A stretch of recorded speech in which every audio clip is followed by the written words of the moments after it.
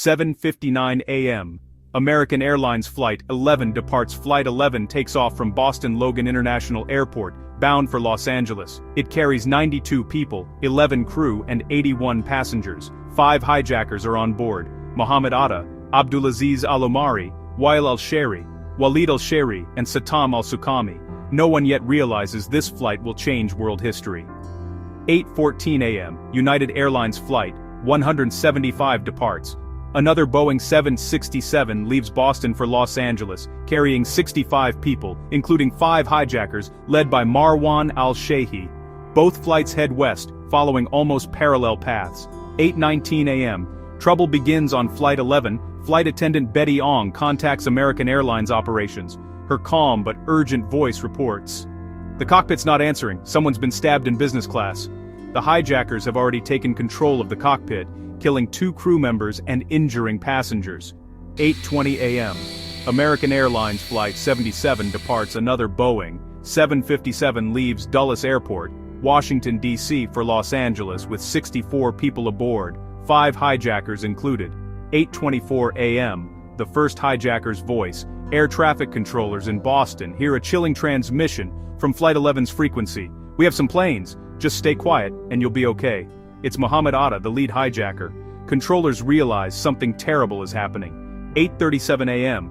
NORAD alerted the FAA contacts the North American Aerospace Defense Command, NORAD, to report the possible hijacking of Flight 11. Fighter jets from Otis Air National Guard Base in Massachusetts are ordered to scramble, but it's already too late. 8:42 a.m. United Airlines Flight 93 departs. Flight 93, a Boeing 757, takes off from Newark, New Jersey, after a 42-minute delay. On board, 44 people, including 4 hijackers led by Ziad Jarrah. This delay will later change its fate.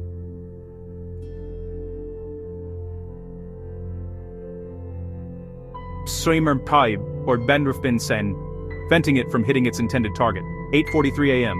Flight 175 hijacked transponders on Flight 175 start behaving erratically. The aircraft deviates from its planned route, heading south toward New York City.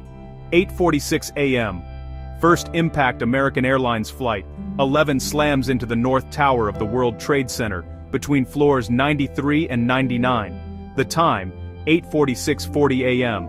Explosion, fireball, and black smoke erupt into the clear blue sky. Hundreds are killed instantly. Thousands more are trapped above the impact zone. The world thinks it's a terrible accident. In less than 20 minutes, they'll realize it's not. 8:47 a.m. Confusion in the sky.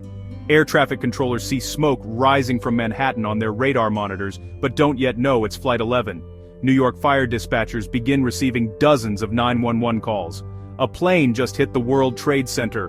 News radio stations break the first reports of a small commuter plane crash. 8:48 a.m. First live broadcast. Local TV cameras point at the burning North Tower. Within minutes, every national network, CNN, NBC, ABC, CBS, cuts to live coverage. Millions of Americans tune in, unaware another jet is approaching. 8:50 a.m. Emergency mobilization. FDNY dispatches 5 alarms, over 200 firefighters, to the Twin Towers. NYPD begins evacuating lower Manhattan streets. Port Authority police seal the bridges and tunnels leading into the World Trade Center complex. 8:51 a.m. Flight 175. Hijacking intensifies. Controllers at the New York Center notice Flight 175 making an abrupt 100-degree turn toward the city. Inside the plane, the hijackers storm the cockpit and stab 2 flight attendants. Transponder code begins changing rapidly, confirming loss of control. 8:52 a.m. A flight attendant's call.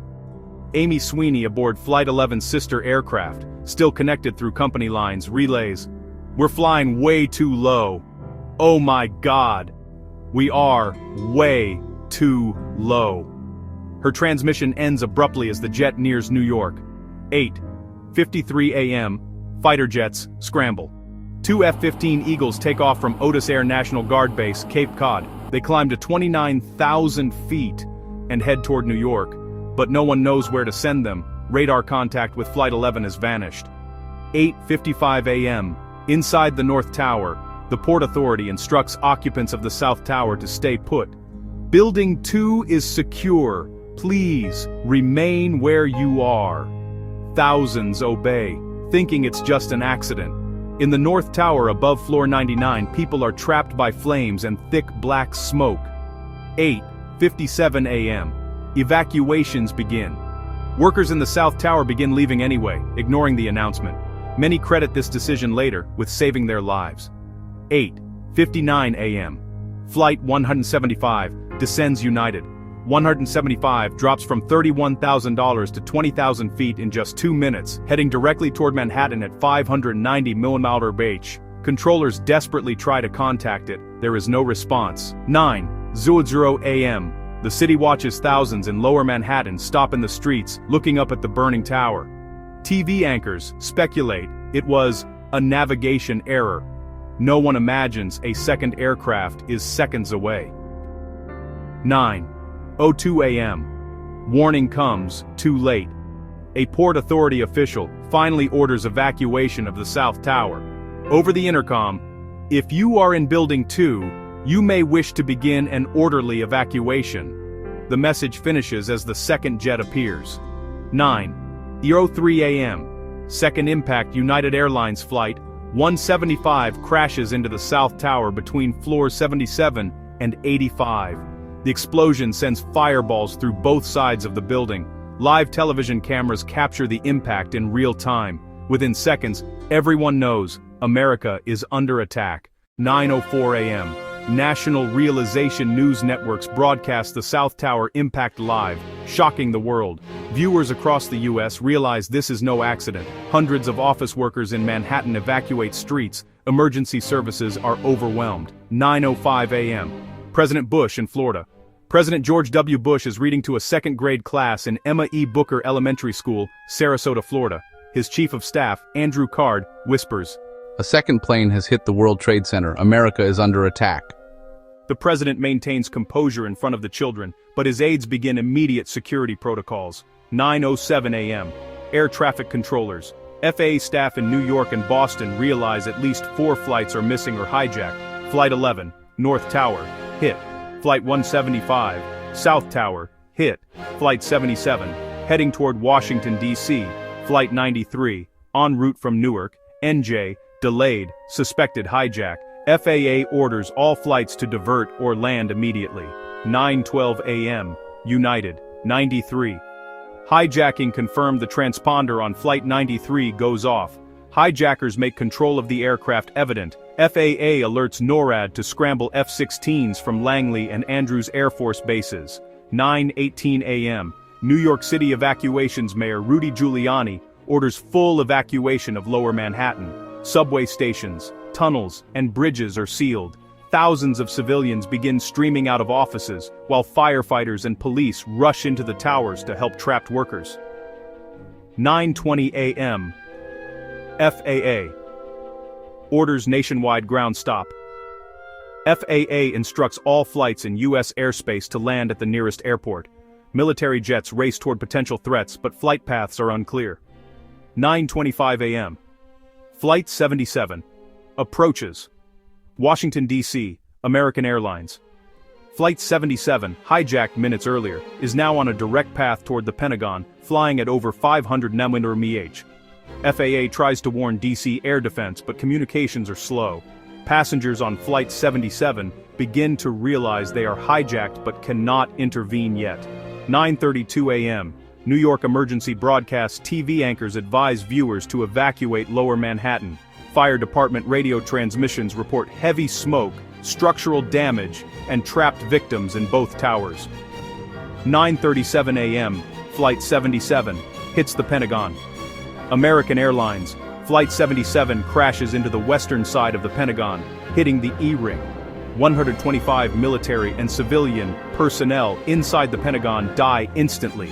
The impact creates a massive fireball and structural damage, visible from across Arlington, Virginia. At this moment, America is facing simultaneous attacks. 2 towers burning in NYC, the Pentagon hit in D.C., and Flight 93 still airborne. 9:38 a.m.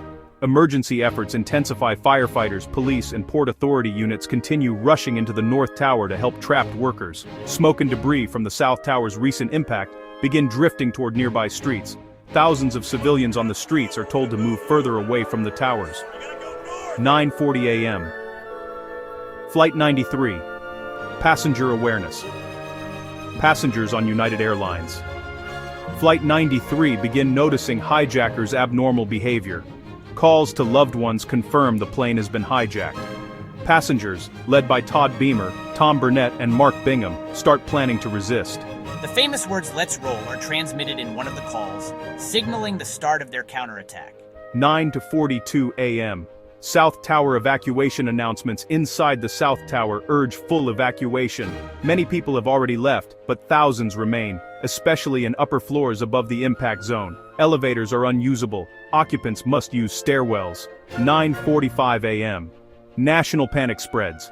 News reports confirm 2 deliberate attacks. U.S. stock markets halt trading. Airports across the country begin grounding all incoming flights. Citizens in cities outside New York and D.C. call relatives frantically. 9:50 a.m. Flight 93 counterattack begins. Passengers on Flight 93 storm the cockpit, attempting to regain control. The plane shakes violently. Hijackers attempt evasive maneuvers. The cockpit voice recorder captures passengers' struggle and hijackers' reactions. 9:55 a.m. North Tower fires. Firefighters report the fire in the North Tower spreading above floor 99, where many people remain trapped. Smoke and heat make stairwells impassable above impact floors. Communication with trapped occupants becomes intermittent. 9:57 a.m. South Tower collapse. Imminent structural engineers note that the South Tower's steel is weakening due to the intense heat from jet fuel fires. Evacuations continue, but many above the 77th floor are still trapped. Observers outside the building notice significant tilting of floors near the impact zone. 9:59 a.m. South Tower collapses. South Tower of the World Trade Center collapses at 9:59:04 a.m., 56 minutes after Flight 175 struck. The collapse kills hundreds instantly and creates a massive cloud of dust and debris across lower Manhattan. Firefighters and first responders are trapped or narrowly escape. Thousands more are forced to flee as the dust cloud engulfs the streets. Immediate effects: shockwaves from the collapse damage nearby buildings. Rescue efforts are temporarily halted due to debris and smoke. Across the U.S., television broadcasts show the event live, causing national panic. 10:00 a.m. Streets of Manhattan covered in dust. After the South Tower collapse, a massive dust cloud engulfs the streets of Lower Manhattan. Emergency personnel struggle to navigate through debris to rescue survivors. Civilians flee in panic, coughing and disoriented. Hospitals begin receiving calls for casualties and triage units are quickly overwhelmed. 10:03 a.m. Flight 93's final moments. Passengers continue their counterattack against the hijackers. Cockpit voice recorder captures passengers breaking into the cockpit, struggling with the hijackers. The plane begins rapid descent, heading for a field near Shanksville, Pennsylvania. 10:06 a.m. Air traffic alert. FAA tracks Flight 93 descending uncontrollably. Attempts to warn local authorities are made, but the plane crashes before any interception. Flight 93 crashes at 10:06 a.m., killing all 44 people on board, including the 4 hijackers. Passengers' heroic actions prevent the plane from reaching its intended target, believed to be the U.S. Capitol or White House. 10:10 a.m. Emergency communications. New York City emergency responders coordinate evacuations of surrounding buildings. Firefighters and police receive sporadic reports of injuries, but continue entering the North Tower to rescue trapped occupants. Hospitals prepare for a large-scale disaster response. 10:15 a.m. North Tower fires. Spread flames and smoke rise from floors 92-99, the original impact zone of Flight 11. Stairwells above floor 99 are impassable. People trapped call for help via mobile phones. Firefighters use hoses and ladders, but extreme heat and falling debris slow rescue efforts. 10:20 a.m. Media coverage. Television networks broadcast live footage of the towers and disaster response. Anchors clarify that 2 major buildings have been struck, with one collapsed and the second at risk. Public realizes the attacks are coordinated terrorist acts. 10:28 a.m. North Tower collapses. North Tower of the World Trade Center collapses at 10:28 a.m., 1 hour and 42 minutes after the first impact. Thousands inside die instantly, hundreds of first responders perish. A massive cloud of dust, debris, and smoke engulfs surrounding streets. Nearby buildings are damaged by falling debris, and rescue operations are further hampered. Immediate effects. Manhattan is in chaos, roads blocked, fires burning, and debris scattered for blocks. Emergency command centers coordinate with local, state, and federal agencies. Citizens and responders begin search and rescue operations despite dangerous conditions. 10:29 a.m. Manhattan in chaos. Following the collapse of the North Tower, dust and debris cover Lower Manhattan. Thousands of survivors flee into streets, coughing and disoriented. Fires rage in nearby buildings. Streets are blocked by rubble. Emergency command centers report mass casualties and struggling communications. 10:35 a.m. Emergency response. FDNY, NYPD, and Port Authority coordinate search and rescue. Firefighters use ladders and hoses amid unstable debris to save trapped civilians. Hospitals in Manhattan are overwhelmed. Triage units are set up in open areas. 10:40 a.m. President Bush's national response. President Bush is informed of Flight 77 hitting the Pentagon and Flight 93's crash. Air Force One departs Sarasota, Florida to secure airspace and relocate the president. White House staff coordinate continuity of government plans. National Security Council convenes via secure communications. 11 a.m. Ground stop nationwide. FAA orders all U.S. airspace grounded, the first ever complete airspace shutdown in American history. Thousands of flights rerouted or grounded, stranding tens of thousands of passengers. Military jets are scrambled to defend major cities. 11:15 a.m. Public communication news outlets broadcast instructions: stay indoors, avoid city centers. Reports confirm over 6,000 dead or injured in Manhattan and at the Pentagon, though exact numbers are initially unknown. Americans begin calling family members across the country. 12:00 p.m. Search and rescue teams focus on survivors under rubble in Manhattan. Firefighters form human chains to pull trapped civilians from debris. Hospitals triage hundreds of patients. Makeshift treatment centers are established in streets and nearby schools. 1:00 p.m. 3:00 p.m. National shock. National news reports provide live updates from NYC, Pentagon, and Pennsylvania. Images of burning towers and rescue efforts spread worldwide. Government agencies begin gathering intelligence about the hijackers and potential further threats. 3:00 p.m. 5:00 p.m. Evacuations. Continue. Lower Manhattan remains cordoned off. First responders continue to pull survivors from surrounding buildings. Military personnel arrive to assist in securing key infrastructure. Streets are filled with smoke and dust. Air quality is dangerously poor. 6:00 p.m. Evening reports. By evening, preliminary casualty reports estimate thousands dead, including civilians, firefighters, and police officers. President Bush addresses the nation via television from a secure location. Today our nation saw evil. These acts of terror against our country will not stand. Plans for investigation and retaliatory measures begin to take shape. Immediate aftermath. The country remains on high alert. Military forces are mobilized to prevent further attacks. Families search for missing loved ones. The nation begins mourning. Fire and rescue crews work through the night to locate survivors under rubble. Worldwide leaders express solidarity and support for the United States. As the sun begins to set over New York, Ground Zero burns like a volcano of steel and smoke. Fires rage uncontrollably within the collapsed tower's debris piles. Firefighters spray water and foam, but extreme heat and molten metal make it nearly impossible to control. Thick, gray smoke rises over Manhattan, visible for miles.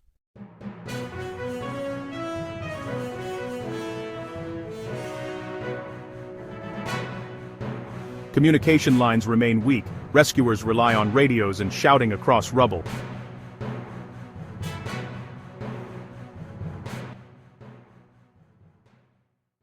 (7:45 p.m. National Guard arrives. National Guard units enter Lower Manhattan to secure the perimeter. Military trucks transport supplies, food, and medical kits. Civilian volunteers arrive with water, masks, and blankets. The site is now officially known as Ground Zero. 8:00 p.m. President Bush returns to Washington. After hours of traveling aboard Air Force One and briefings at secure bases, President George W. Bush returns to Washington, D.C. He lands at Andrews Air Force Base under heavy security. The White House remains under lockdown. Anti-aircraft defenses are active. 8:30 p.m. President Bush addresses the nation. From the Oval Office, President Bush delivers one of the most memorable speeches in American history. Today, our fellow citizens, our way of life, our very freedom came under attack.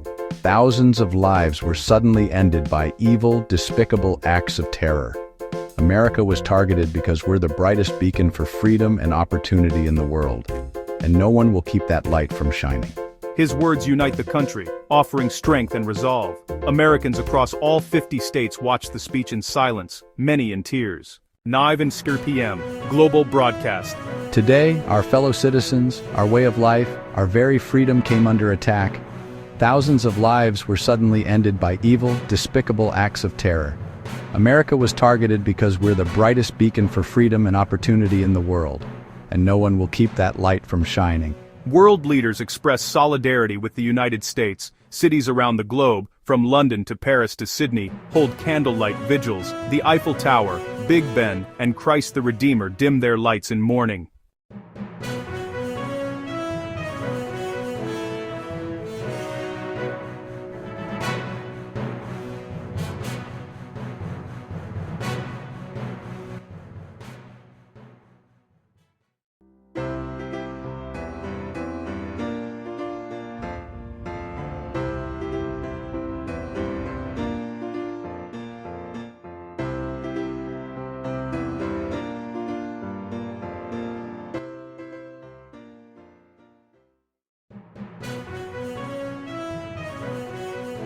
At the Pentagon and CIA headquarters, emergency intelligence briefings identify Osama bin Laden and al-Qaeda as prime suspects. The National Security Agency intercepts communications linking the hijackers to al-Qaeda operatives in Afghanistan. Planning begins for Operation Enduring Freedom.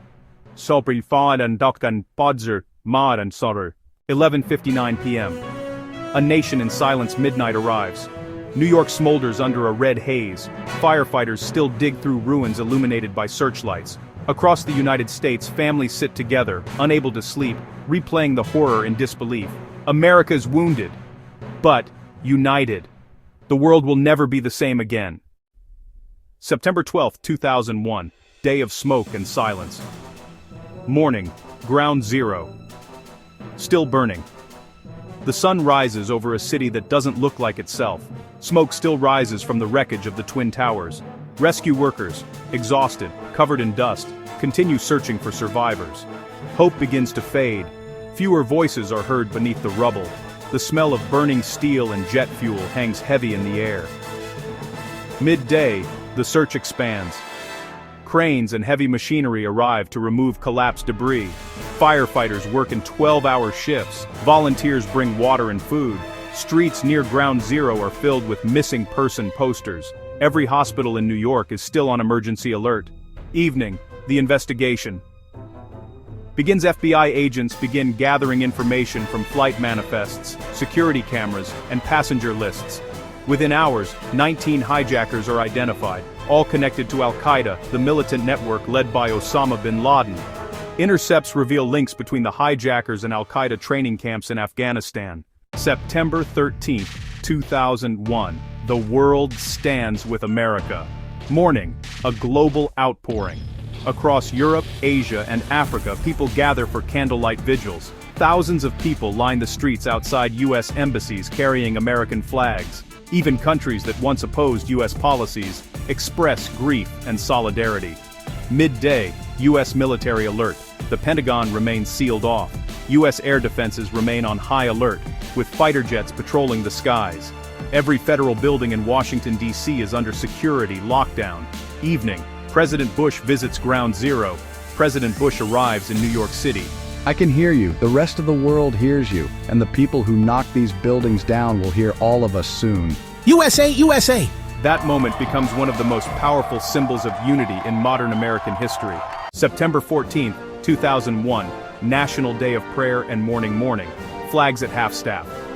The entire nation pauses for a moment of silence at 8:46 a.m., the exact time the first plane struck. Church bells ring across the country.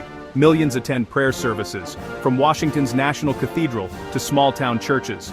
Midday, investigation deepens. Evidence confirms all 4 attacks were coordinated from abroad.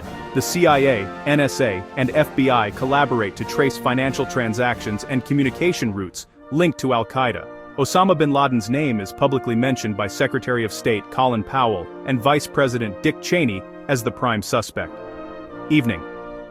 War on Terror. Phrase coined. President Bush meets with national security advisors at Camp David. The term war on terror is officially used for the first time in U.S. policy discussions. Plans begin for Operation Enduring Freedom, targeting Taliban-controlled Afghanistan. September 15, 2001. The alliance forms morning. International support. NATO invokes Article 5 for the first time in its history. An attack on one member is an attack on all. This means Europe and the United States are now united in military defense. Dozens of countries pledge intelligence and logistical support to track al-Qaeda. Midday. Pakistan's critical role.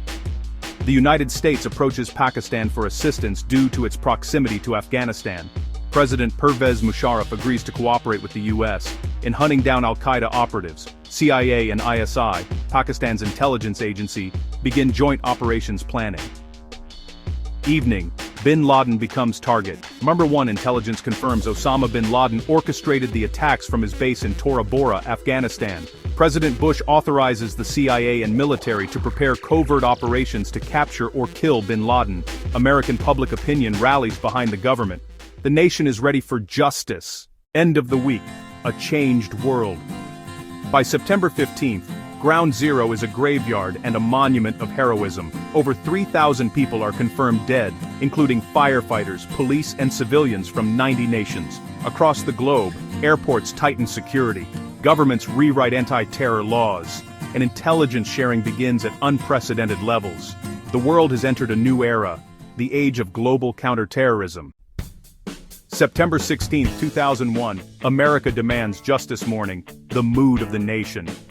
Across the United States, people hang flags outside their homes. Posters of the missing still cover New York streets. Volunteers continue working at Ground Zero where fires still burn under the ruins. Afternoon.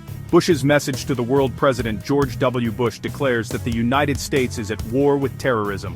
This will be a different kind of war, not only against terrorists, but against those who harbor them.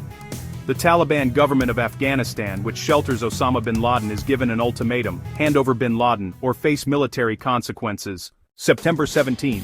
Bush authorizes covert action. President Bush signs a top-secret intelligence order authorizing the CIA and Special Operations Command to prepare for a military campaign in Afghanistan. CIA operatives begin contacting anti-Taliban factions, including the Northern Alliance, to build support for a future invasion. September 18. Global financial impact. The New York Stock Exchange reopens after being closed for nearly a week, its longest shutdown since 1933. The market drops over 600 points on reopening, reflecting global panic, yet millions of Americans vow resilience. We will rebuild. My Konasidipar Danarid, Grigel Rido, Su. September 20th. The historic address to Congress. President Bush addresses a joint session of Congress and the American people.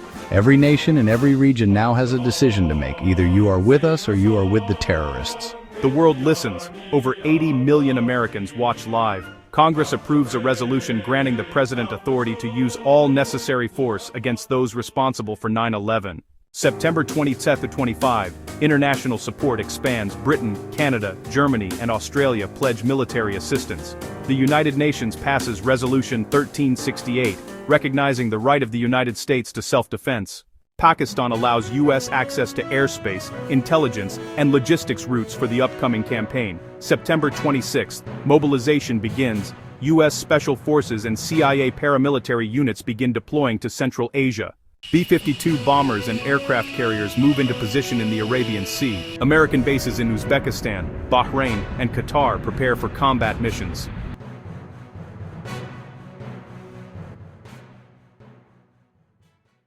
October 1st, Taliban defiance. Taliban leader Mullah Muhammad Omar refuses to hand over Osama bin Laden. He insists there is no proof of bin Laden's involvement in 9/11. The US and its allies finalize military plans for airstrikes and ground operations.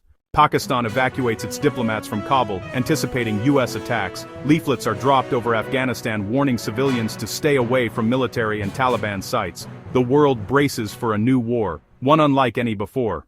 4:30 p.m. Washington time. President Bush appears on live television. On my orders, the United States military has begun strikes against al-Qaeda terrorist training camps and military installations of the Taliban regime in Afghanistan. Within minutes, explosions light up the skies over Kabul, Kandahar, and Jalalabad. Cruise missiles and B-52 bombers strike Taliban command centers and radar systems. Ayin, Wazin and Ayin the world watches. Television cameras capture the first images of U.S. bombs falling on Afghan cities. Anti-Taliban Northern Alliance fighters advance toward Kabul with U.S. air support. American special forces secretly enter Afghanistan within 24 hours of the first strike. The Taliban's air defenses collapse quickly. Al-Qaeda training camps are destroyed within days. U.S. officials declare the operation's goal: destroy Al-Qaeda, remove the Taliban from power, capture or kill Osama bin Laden. World leaders support the operation, calling it an act of self-defense. Millions watch as America strikes back after the deadliest attack in its history. Osama bin Laden releases a video from a secret hideout, praising the bravery of the 9/11 hijackers, confirming his role beyond doubt. Within a single month, the world moves from shock to war. For the first time in modern history, a superpower wages war on an invisible enemy. Operation Enduring Freedom becomes the longest war in U.S. history, lasting 2 decades. October 2001, December 2001, the Taliban falls. U.S. and Allied advance. After weeks of airstrikes, Taliban forces begin collapsing. The Northern Alliance, backed by U.S. Special Forces, captures Kabul on November 13, 2001. Taliban fighters flee south toward Kandahar in the mountain region of Tora Bora. Al-Qaeda leaders scatter, but Osama bin Laden escapes. December 2001, Battle of Tora Bora. Bin Laden is cornered in the mountains near the Pakistan border. CIA officers and Afghan fighters attack with U.S. air support, but through secret tunnels, bin Laden and several followers slip into Pakistan. The United States realizes the war will not end quickly. Operation Enduring Freedom continues. The Taliban regime collapses, but insurgency begins. U.S. troops hunt al-Qaeda remnants in remote Afghan valleys. Intelligence operations expand to Yemen, Somalia, and the Philippines. Homeland Security established. The U.S. creates the Department of Homeland Security in 2002, the largest government reorganization since World War II. New laws, such as the Patriot Act, increase surveillance and intelligence sharing to prevent future attacks. March 2003. Iraq War begins. Believing Iraq holds weapons of mass destruction, the U.S. invades Iraq. Saddam Hussein's regime falls, but no WMDs are found. The war on terror now stretches across multiple continents. Taliban regroups. From safe havens in Pakistan's tribal regions, the Taliban regain strength. Suicide bombings and ambushes rise sharply. Thousands of Afghan civilians and coalition soldiers die each year. Search for bin Laden. U.S. intelligence follows dozens of leads. All false. Bin Laden becomes a symbolic ghost, appearing only in video messages. His network continues attacks in London, 2005, and Mumbai, 2008. Change in U.S. leadership. In 2008, Barack Obama is elected president. He promises to refocus efforts on Afghanistan and bin Laden, saying, "We will kill bin Laden. We will finish the job."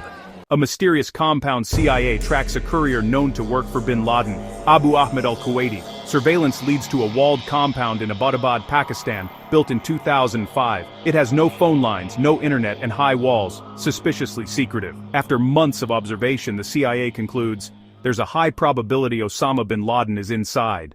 The mission begins. President Obama authorizes a Navy SEAL raid on the Abbottabad compound, May 1, 2011, 11:00 p.m., Washington time. 2 stealth Black Hawk helicopters depart from Afghanistan toward Pakistan. The raid at 1:00 a.m., Pakistan time. The SEALs land inside the compound. A brief firefight erupts. Inside a bedroom on the 3rd floor, Osama bin Laden is shot and killed. His body is identified through DNA testing within hours. Tonight, I can report to the American people and to the world that the United States has conducted an operation that killed Osama bin Laden, the leader of al-Qaeda, the terrorist responsible for the murder of thousands of innocent men, women, and children on September 11, 2001. Across the United States, people flood into streets chanting, "USA, USA!" The world watches in astonishment. Justice has finally been done. War winds down. Though bin Laden is dead, the Taliban and al-Qaeda remnants continue to fight. The war drags on, the longest in U.S. history. Over 2,400 American soldiers die in Afghanistan. Thousands of Afghans, soldiers and civilians alike, perish. Withdrawal, and the end. In 2020, the U.S. and Taliban sign a peace deal. By August 2021, all U.S. forces withdraw from Afghanistan. The Taliban quickly regains control of the country. The war officially ends, but the shadow of 9/11 remains. Changed forever. Over 3,000 killed on 9/11. Over 800,000 deaths in the war on terror across 20 years. Trillions of dollars spent. Generations scarred. Heroes remembered. Every year on September 11th, America pauses to remember the firefighters, police, and civilians who died. Two reflecting pools now stand where the Twin Towers once rose, at the 9/11 Memorial in New York City. Their names are engraved in stone, forever remembered.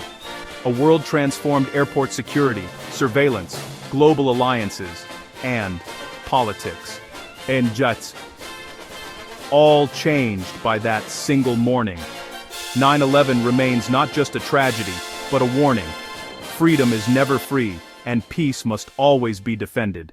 20 years after the smoke cleared, the scars of 9/11 still shape the world. Towers fell, nations rose, wars were fought, and justice, though delayed, was delivered. The story of 9/11 is not just about loss, but resilience. It is about the power of unity, courage, and the unbreakable will of a nation that refused to bow to fear.